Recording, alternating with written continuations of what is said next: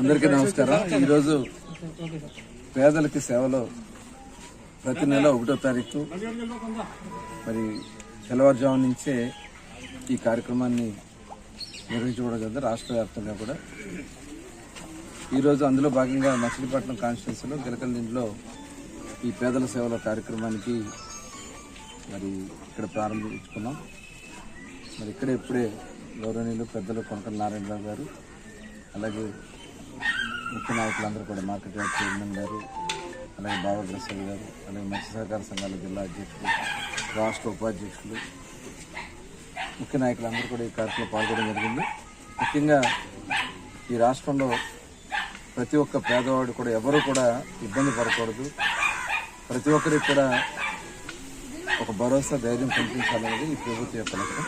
అందుకోసం గౌరవ ముఖ్యమంత్రి చంద్రబాబు నాయుడు గారు దగ్గర 64 లక్షల మందికి ఈ పెన్షన్ని అందించడం జరుగుతుంది. 4,000 వితంతువులకి, అలాగే వృద్ధులకి 4,000, వికలాంగులకి 6,000, అదేవిధంగా మరి క్రానికల్ డిసీజెస్ ఏదైతే కిడ్నీ ప్రాబ్లమ్స్ ఉన్న వాళ్ళకి 10,000, అలాగే పూర్తిగా బెడ్ రిడన్ అయితే 1,500 రూపాయలు పెన్షన్ అందిస్తాము.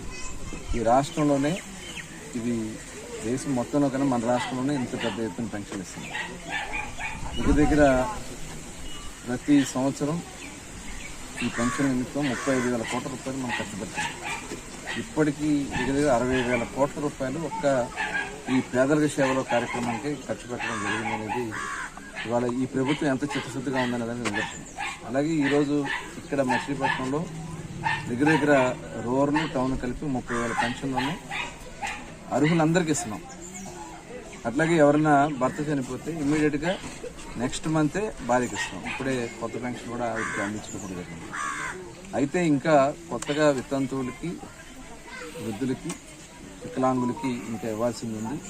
అంటే ఆర్థిక పరిస్థితులు ఇవన్నీ కూడా అధ్యయనం చేసుకుని త్వరలోనే మిగతాయి కూడా అందించడానికి ఈ ప్రభుత్వం చిత్తశుద్ధితో పనిచేస్తున్నాం. దశల వారీగా మరి వితంతువులకు ముందు ఇవ్వాలా, వికలాంగులకు ఇవ్వాలా, లేకపోతే వృద్ధులకు ఇవ్వాలనేది త్వరలోనే గౌరవ ముఖ్యమంత్రి నిర్ణయం తీసుకుని అందించడం కూడా జరుగుతుంది. ఈ ప్రభుత్వం యొక్క చిత్తశుద్ధి ఈ పెన్షన్లు, రేషన్ కానీ రేషన్ కూడా ప్రతి ఒక్కరికి అందిస్తుంది. 5 కిలోలు చొప్పున బియ్యం, అలాగే తల్లికి వందనం. ఈ నెలలో స్కూల్స్ కూడా తెరవబోతున్నారు కాబట్టి తల్లికి వందనం కూడా దగ్గర 10,000 కోట్ల రూపాయలు ఈ నెలలో మళ్ళీ తల్లుల అకౌంట్లో పడిపోతా ఉన్నాయి. అట్లాగే అన్నదాత సుఖీభవ, ఉచిత గ్యాస్ సిలిండర్, ఉచిత బస్సు ప్రయాణం. ఈ ప్రభుత్వం ఈ సూపర్ 6 తీసి ప్రజలకి, ముఖ్యంగా ఆడబిడ్డలకి తోడుగా ఉండే కార్యక్రమాన్ని ఈ ప్రభుత్వం చేస్తూ ఉంది. మరొకసారి గౌరవ ముఖ్యమంత్రి గారికి, ఉప ముఖ్యమంత్రి పవన్ కళ్యాణ్ గారికి, అలాగే లోకేష్ గారికి, పెద్దలందరికీ కూడా హృదయపూర్వక ధన్యవాదాలు. ప్రభుత్వం పేదవారికి అండగా నిలబడేదాన్ని ఖచ్చితంగా సంకల్పంగా తీసుకుని ఇవాళ చదువుకునే విద్యార్థులకి తల్లిదండ్రులుగా 15,000 రూపాయలు ఇవ్వడం జరుగుతూ ఉంది. అలాగే ఆర్టీసీ బస్సుల్లో ఎన్నికల ముందు హామీ ఇచ్చాం, ఉచిత బస్సు ప్రయాణం ఏర్పాటు చేస్తామని.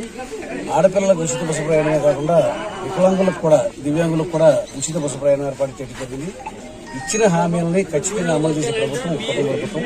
ఇవాళ రోజున ఎన్ని ఆర్థిక ఇబ్బందులు గత ప్రభుత్వం వల్ల ఏర్పడినా కూడా ఇవాళ రోజున పేదవారికి అండగా నిలబడటం అనే దాన్ని ప్రాధాన్యంగా తీసుకుని ఇవాళ రోజున ఖచ్చితంగా ఇచ్చిన హామీలన్నీ కూడా అమలు చేస్తూ ఇవాళ పేదవారికి అండగా నిలబడుతున్నటువంటి ప్రభుత్వానికి ఎక్కడికి వెళ్ళినా కూడా ప్రజలంతా కూడా హర్షిస్తున్నారు. మంత్రి గారు చెప్పినట్టుగా భర్త చనిపోతే నెక్స్ట్ మంతే మరి ఆవిడికి పెన్షన్ అందించడం అంటే ఎంత సులువుగా, ఎంత మరి పరిపాలన విధానం ఉందనేది అర్థం చేసుకోవచ్చు. మరి ప్రజలందరూ కూడా మరి ఈ యొక్క పరిపాలనలో పేదవారికి ముఖ్యంగా అండగా నిలబడుతున్నటువంటి ప్రభుత్వాన్ని అభినందిస్తారు.